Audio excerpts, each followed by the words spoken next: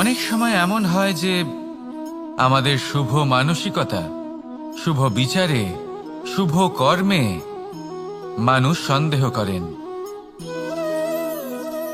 প্রশ্ন করেন, প্রমাণ চান, শুদ্ধতার পরীক্ষা দিতে বলেন, আর তখন নিশ্চিত রূপে কষ্ট হয়।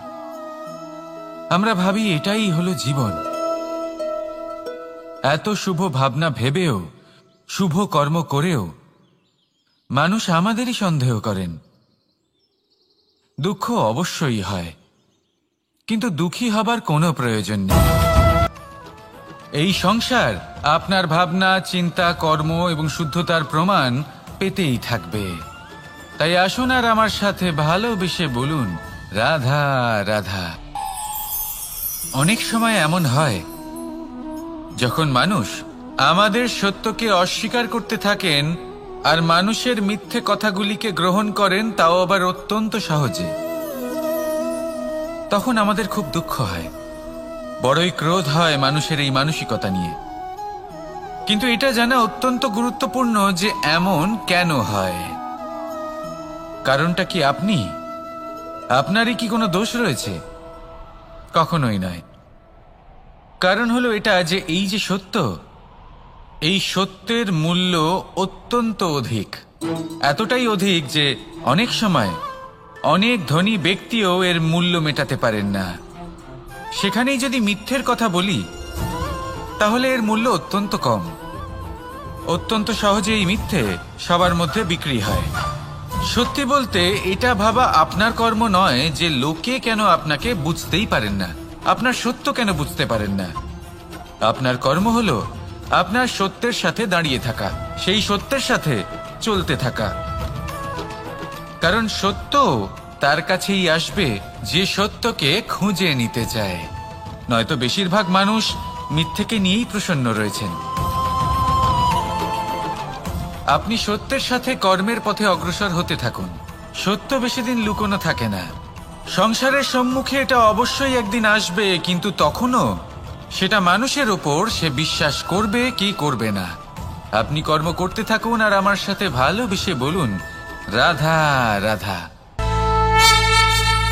জীবনে যখনই আমরা এমন কোনো পথে চলতে চাই যা মূলত কাঁটায় ভরা ছোট পাথর থাকে, যা বিঁধে যেতে পারে, তখন আমরা কি করি? আমরা পাদুকা ব্যবহার করি, আর তারপরে আমরা খুব সরলভাবে সেই পথে অগ্রসর হতে পারি। কিন্তু যদি পাদুকা আর পায়ের মাঝে কোনো ছোট পাথরও এসে ফেঁসে যায়, তখন কিন্তু আমরা খুব কোমল পথও পার করতে পারবো না। কিছু বুঝলেন আপনারা? এর সারমর্ম হলো এটাই যে আমরা বাইরের যুদ্ধ জয় করতে পারি, সেখানে সফল হতে পারি, কিন্তু তার থেকেও অনেক বেশি গুরুত্বপূর্ণ আর অনেক বেশি কঠিন অন্তরের যুদ্ধ হয়। অন্তরের সমস্যাগুলি হয় লোভ, মোহ, ক্রোধ, লালসা, ভয়। যদি এইগুলি আপনার মধ্যে থাকে, তাহলে আপনি সংসারের যে কোনো স্তরে পৌঁছতে পারেন, অনেক বড় বড় যুদ্ধ জয় করতে পারেন, কিন্তু আপনি সন্তুষ্টি পাবেন না।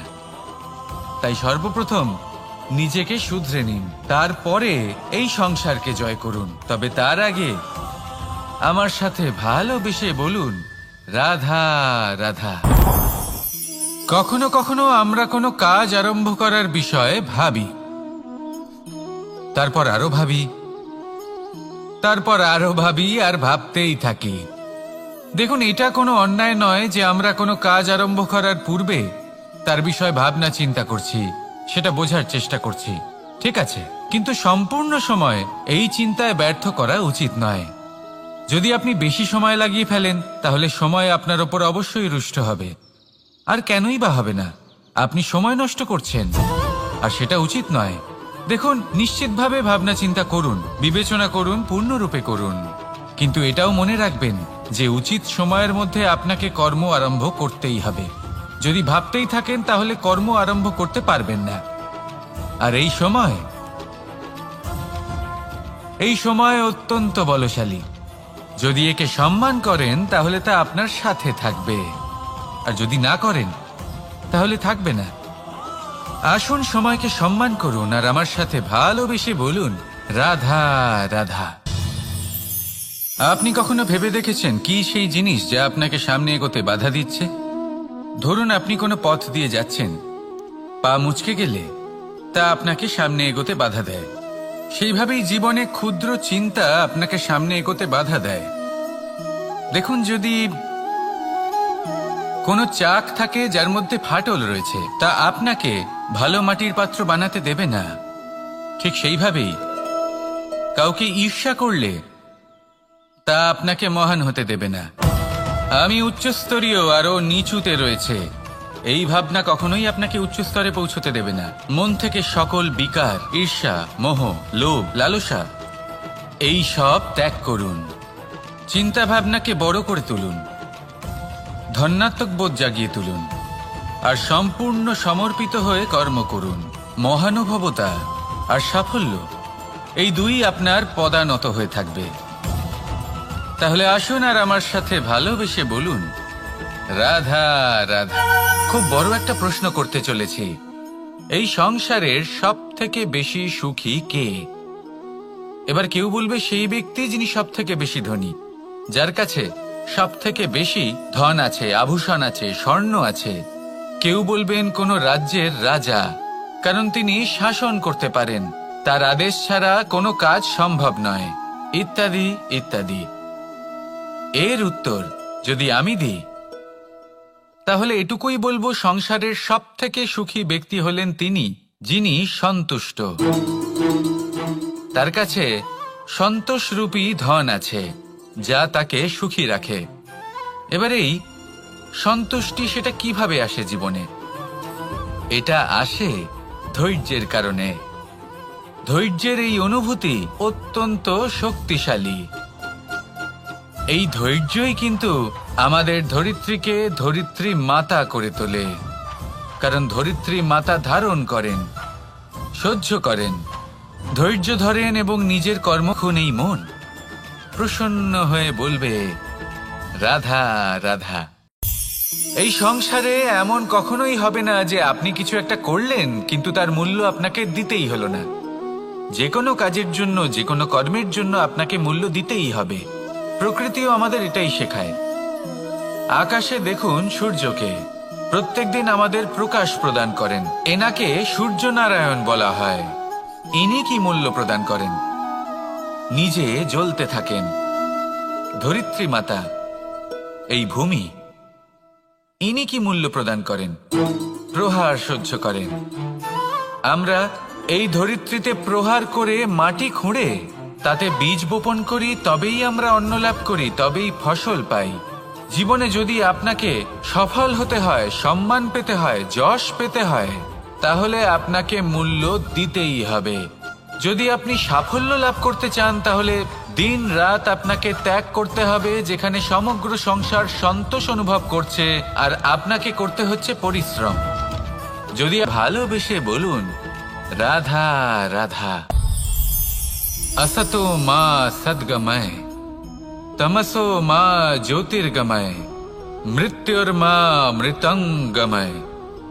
জ্ঞান সেটাই যা অসত্য থেকে সত্যের পথে চালিত করে। প্রকাশ সেটাই যা অন্ধকার থেকে আলোর পথে নিয়ে আসে।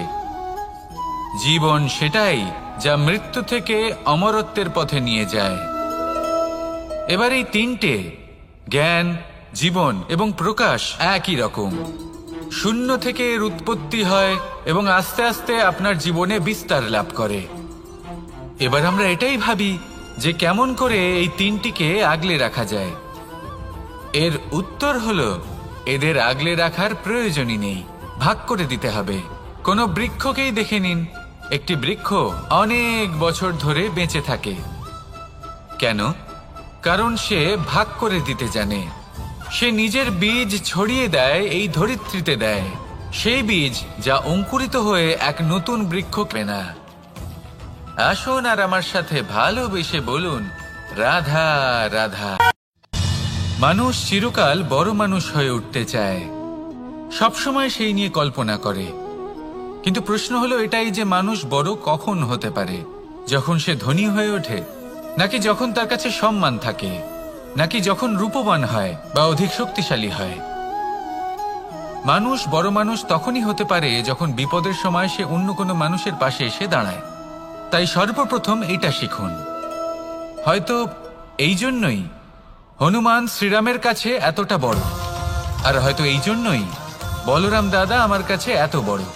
যদি আপনিও জীবনে বড় হয়ে উঠতে চান, তাহলে কারোর সাথে তার দুঃখের সময়, তার সংকটের সময় তাকে সঙ্গ দিন আর পাশে এসে দাঁড়ান। এই মন প্রসন্ন হয়ে বলবে, রাধা রাধা।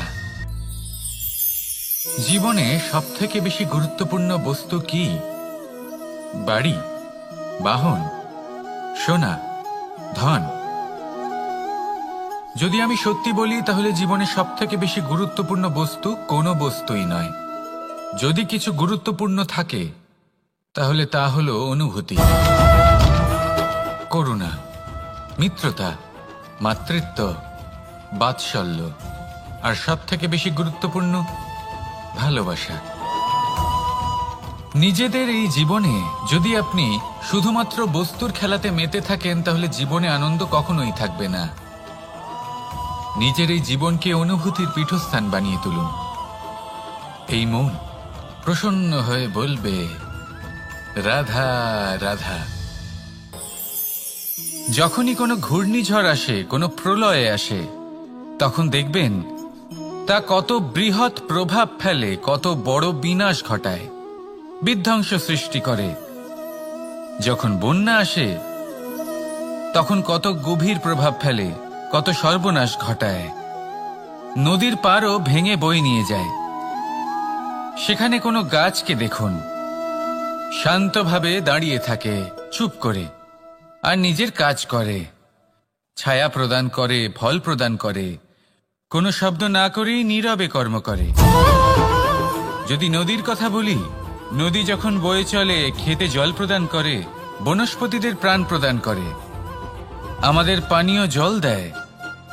এত মহান কাজ করে কোনো শব্দ না করে, নীরব নারী। আসুন আর আমার সাথে ভালোবেসে বলুন, রাধা রাধা।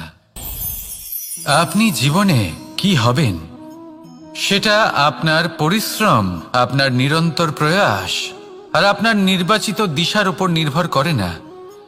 এটা নির্ভর করে আপনার সঙ্গতির উপরেও।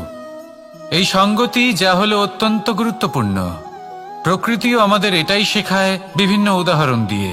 যদি আপনাকে একটা উদাহরণ দিই, কখনো বাতাসের প্রবাহ লক্ষ্য করবেন। এই বাতাসের প্রবাহ যখন কোনো পুষ্পকে স্পর্শ করে, সেও সুগন্ধে পরিপূর্ণ হয়ে যায়। এই বাতাসের প্রবাহ যখন কোনো নালীর উপর দিয়ে প্রবাহিত হয়, তখন সেও সুগন্ধহীন হয়ে যায়। এ সঙ্গতির প্রভাব যা মানুষকে কোথা থেকে কোথায় নিয়ে যেতে পারে, আপনি জানতেও পারবেন না। এ হলো সঙ্গতির প্রভাব, যেখানে চানার সাথে গুড়ও মিশে যেতে পারে। এ হলো সঙ্গতিরই প্রভাব, যেখানে একটা সাধারণ পাথর স্বর্ণের সাথে মিশে গিয়ে একটা রত্নে পরিণত হতে পারে। তাই এই সঙ্গতির বিষয়ে বিশেষ খেয়াল রাখবেন। আপনি কার সাথে মিশছেন, কি বলছেন, কি শিখছেন, আপনার অস্তিত্বের উপর তাদের কি প্রভাব পড়ছে, সব লক্ষ্য করবেন। আর আমার সাথে ভালোবেসে বলবেন, রাধা রাধা। যখন আমরা জীবনে কোনো লক্ষ্যের দিকে অগ্রসর হই, তখন অনেক সংখ্যক লোক আমাদের পরামর্শ দেন যে আপনি এটা করুন, আপনার সেটা করা উচিত, আপনার ওই আদর্শ ব্যক্তিরই মতো ওই পথেই চলা উচিত। আমাদের ভালো লাগে, আমরা তা অনুসরণ করতে থাকি, কারণ সেই পথে 1 বা 10 জন মানুষ চলে নিজের লক্ষ্য প্রাপ্ত করে ফেলেছেন। এবার সেই লোকেরা সেই পথে চলে নিজের লক্ষ্য প্রাপ্ত করেছেন, তার মানে কি এটাই যে আমাদেরও লক্ষ্য প্রাপ্তি হয়ে যাবে? কোনো মানে নেই। আমি আপনার কাছে একটা সহজ প্রশ্ন রাখছি, সেই আদর্শ ব্যক্তি কি আপনি? আপনি নন, সেই ব্যক্তি হলেন। আপনি আপনার জীবনকে নিরীক্ষণ করুন, বুঝুন,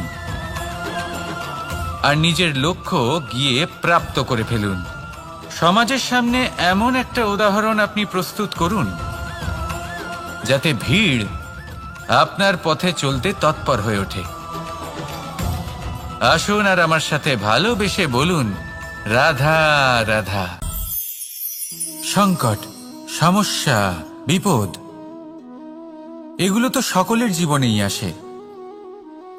অনেক সময় এমন হয় যে মানুষের জীবনে যখন এমন কোনো বিপদ আসে তখন সে ভয়ভীত হয়ে পড়ে, চিন্তিত হয়ে পড়ে, নিরাশ হয়ে যায়। কিন্তু আমি আপনাকে একটা সত্যি কথা বলি যে আমাদের ব্যক্তিত্বের বিকাশের জন্য, আমাদের নিজেদের লক্ষ্যে পৌঁছে দেবার জন্য এই সংকট, এই সমস্যা এগুলো অত্যন্ত গুরুত্বপূর্ণ। আর এর উদাহরণ আমি নয়, বরং প্রকৃতি স্বয়ং দেবে। আপনি নিজেই ধরিত্রী মাতাকে দেখে নিন। ধরিত্রী মাতা সূর্যের তাপ সহ্য করেন কেন? যাতে করতে শিখে যান। তাহলে আপনি দেখবেন যে এই সমস্যা, এই সংকট, এই বিপদ আপনাকে শক্তি প্রদান করবে। আসুন আমার সাথে ভালোবেসে বলুন, রাধা রাধা। প্রকাশ কার মধ্যে থাকে? সূর্য। শীতলতা কার মধ্যে থাকে? চন্দ্রমার মধ্যে। এবার যদি সূর্যের মধ্যে প্রকাশ না থাকে কি হবে? অন্ধকার। যদি চন্দ্রমার মধ্যে শীতলতা না থাকে তাহলে কি হবে? মহা অন্ধকার। সবকিছু অন্তরে আছে, শুভভাব আর সত্যতা প্রত্যেকটা মানুষের অন্তরের মধ্যে থাকবেই থাকবে। যদি এটা না থাকে তাহলে জেনে রাখুন কিছুই নেই। যেমন একটা প্রদীপ যা জ্বলছে, যা প্রকাশ দিচ্ছে, অন্ধকারে আমাদের পথ প্রদর্শন করছে। কেন জ্বলে? কারণ ওর মধ্যে একটা সলতে আছে যা জ্বলছে। সলতে কেন জ্বলে? কারণ তার ভিতর ঘি আছে যা ওই সলতেকে জ্বলতে সাহায্য করে। সবকিছুই আমাদের মনের ভিতরেই রয়েছে, ভালো ভাব এবং সততাও। এই নিয়েই কর্ম করতে থাকুন আর জীবনের সামনে এগোতে থাকুন। সমস্ত জীবন আলোকিত হয়ে উঠবে। আসুন আর আমার সাথে ভালোবেসে বলুন, রাধা রাধা। লক্ষ্যে পৌঁছানো অত্যন্ত কঠিন হয়। কেউ ভাবেন যে কেন এত কঠিন হয়, কেন এত কষ্ট করতে হয় লক্ষ্যে পৌঁছানোর জন্য। এই লক্ষ্য সরলভাবে কেন আমার কাছে চলে আসে না? চলুন আপনাকে একটা কথা বলি, যদি আপনার লক্ষ্য কঠিন না হয় তাহলে তাকে পাওয়া আপনার পক্ষে অসম্ভব হয়ে উঠবে। লক্ষ্যে পৌঁছানোর এই রাস্তায় আপনি যে কড়া রোদের সম্মুখীন হন, যার থেকে আপনি দূরে পালাতে চান, সেই রোদ আপনাকে প্রেরণা যোগায় যে আপনি এগোতে থাকুন। ভাবুন একজন যাত্রী যে কিনা নিজের লক্ষ্যের দিকে যাচ্ছেন, সেই পথে উনি যদি একটু ছায়া পেয়ে যান আর উনি ওখানে বিশ্রাম নেন, তাহলে তার সাথে তার ভাগ্য গভীর নিদ্রায় সেখানে বিলীন হয়ে যায়। তাই এই পরিশ্রমের করা রোদের থেকে কখনো দূরে পালাবেন না। জীবনে শুধু সামনে এগোতে থাকুন দৃঢ়তার সাথে। আর লক্ষ্য সরল হোক, কঠিন হোক বা অত্যাধিক কঠিন হোক, একটা কথা মনে রাখবেন, যে জীবনের লক্ষ্যে পৌঁছতে পেরেছে সে লক্ষ্য প্রাপ্তির জন্য আফসোস কখনোই করে না। রাধা রাধা। এই সংসারে সাফল্য লাভ করার জন্য জ্ঞানের প্রয়োজন হয়, পরিশ্রমের প্রয়োজন হয়, দৃঢ় নিষ্ঠার প্রয়োজন হয়, নিরন্তর চেষ্টা করা প্রয়োজনীয়। কিন্তু আরো কিছু আছে যা অত্যন্ত প্রয়োজনীয় এবং গুরুত্বপূর্ণ। তা হলো ভালো বন্ধু। তাদের থাকা অত্যন্ত প্রয়োজনীয়। যদি ভালো বন্ধু থাকে তাহলে সময় এলে তারা ঢাল হয়ে আপনাকে সুরক্ষা করবেন। সময় এলে অস্ত্রের মতো শত্রুকে সংহারও করবেন। যদি তিনি জ্ঞানী হন, তাদের মধ্যে সদ্গুণ থাকে, তাহলে এই সব গুণ আপনার মধ্যেও প্রবেশ করবে। তাহলে সাফল্যের জন্য ভালো বন্ধু পাওয়া অত্যন্ত প্রয়োজনীয়। কিন্তু শুধু বন্ধু কেন, ভালো শত্রুও থাকা প্রয়োজনীয়। এবার আপনি ভাববেন, এ আমি কি বললাম? যদি আপনার জীবনেও ভালো অর্থাৎ শক্তিশালী শত্রু থাকে তাহলে আপনিও শক্তিশালী হতে থাকবেন। এই শত্রু আপনাকে প্রেরিত করবে আরো বেশি শক্তিশালী হয়ে ওঠার। কখনো কোনো হরিণকে দেখুন,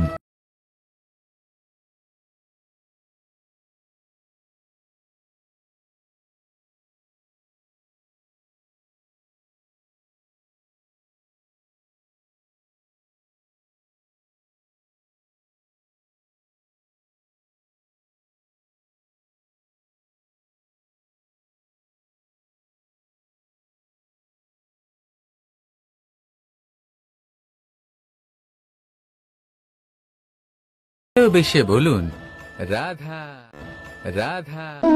ধৈর্য, এই ধৈর্য কি কোনো গুণ, কোনো অনুভূতি, কোনো দৃষ্টিভঙ্গি? আমার জন্য ধৈর্য এক বাহন। আপনি হয়তো ভাবছেন এই কেমন বাহন? বাহন তো ঘোড়া হতে পারে, হাতি হতে পারে, উটও হতে পারে, কিন্তু ধৈর্যকে বাহন বানানো মানে? চলুন আপনাকে একটা কথা বোঝাই।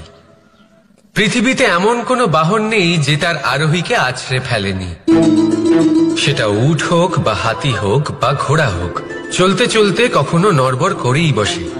তারপর সেই আরোহী পরে কারোর পায়। এই ধৈর্যের সাহায্যে আরোহণ করে দেখুন কিভাবে এই বাহন আপনাকে আপনার গন্তব্যে পৌঁছে দেবে। রাধা রাধা। সংসারে এমন একটা ভ্রান্ত ধারণা রয়েছে যে সবকিছু ভাগ্যের দ্বারা পাওয়া যায়, কিন্তু ভাগ্য, প্রারব্ধ এ তো সকলের জন্যই সমান হয়। এটা তো ব্যক্তির উপরে নির্ভরশীল হয়, তার আকাঙ্ক্ষার উপরে নির্ভরশীল হয়, বাসনার উপরে নির্ভরশীল হয়, স্বভাবের উপরে নির্ভরশীল হয় যে উনি সেটা নিয়ে কি করেন। দেখুন, এই প্রসাদ কিন্তু সকলকেই দেওয়া হয়, কিন্তু তা গ্রহণ করবেন কিভাবে সেটা ব্যক্তির উপরে নির্ভর করে। আপনাকে এক উদাহরণ দিই। যেমন ধরুন, দুজন মানুষকে আমি একটা করে মাটির ডেলা দিলাম, সেটা নিয়ে তারা কি করবেন? একজন মানুষ তার ছোট ছোট ডেলা বানাবেন আর পথযাত্রীদের ওপরে ছুঁড়ে মারবেন, হাসি ঠাট্টা করবেন, তাদের বস্ত্র নোংরা করে দেবেন, সেটাতেই রাধা রাধা। আমি এখানে একা এই বনে বসে আছি, বাঁশি বাজাচ্ছি। কার জন্য? কে আছেন এখানে? কেউ নেই। আমার প্রজা, আমার রাজ্য, আমার পরিবার আমার থেকে অনেক দূরে আছেন। আমি এখানে একা এই বনে বসে এই আকাশের এই রঙের, গাছের এই সব ফলের, মাটির সুবাসের আনন্দ উপভোগ করছি। কেন? আমি হলাম দ্বারকাধীশ। এমন কি রাজকীয় বা ভৌতিক সুখ রয়েছে যে আমি ওখানে পেতে পারি না? সবকিছুই পেতে পারি, তাও এখানে বনে একা বসে আছি।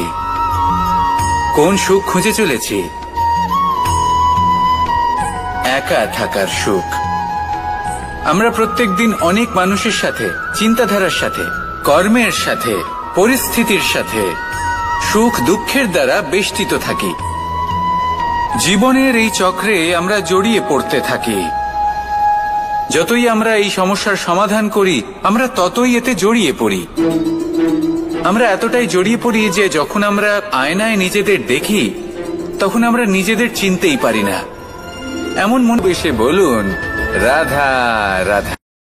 বাহ, পুষ্পের সুবাস আমার খুব ভালো লাগে। অত্যন্ত সুন্দর হয় এই পুষ্প।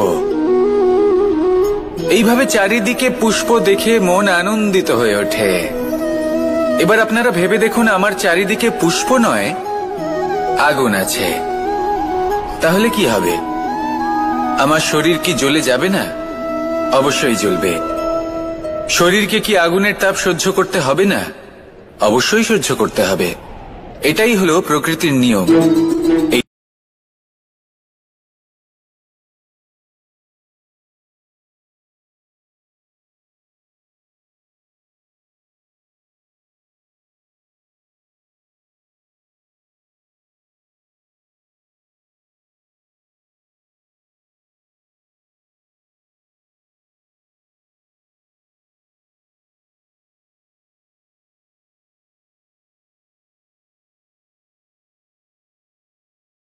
আমরা নষ্ট করি, যদিও আমরা জানি যে আমরাও হলাম এই থাকবে। যদি নিসর্গ থাকে তাহলেই জীবন থাকবে।